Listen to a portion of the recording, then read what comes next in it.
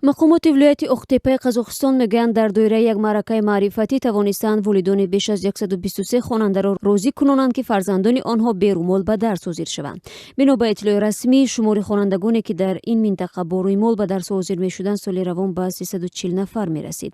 ба гуфтаи Мақомот, дар пайи суҳбату корҳои таблиғотӣ миёни сокинон дар робита ба иҷрои талаботи либоси ягонаи мактабӣ бархе аз волидон розӣ шуданд ки фарзандони онҳо талаботи маъмурияти мактабҳоро иҷро карда бе рӯмол ба дарс раванд. пештар як гурӯҳи волидони қазоқ дар Оқтеппа аз болои мудирони мактаб ба додгоҳ шикоят бурданд ки ҳаққи конститутсионӣ фарзандони онҳо поймол мешавад. қарор аст додгоҳи шаҳри Оқтеппа шикояти онҳоро 22 январ баррасӣ кунад.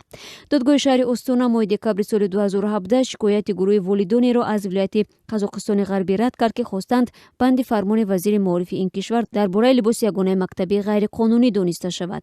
ин банди фармон иштироки хонандагонро бо либосҳои мазҳабӣ дар дарсҳо манъ мекунад.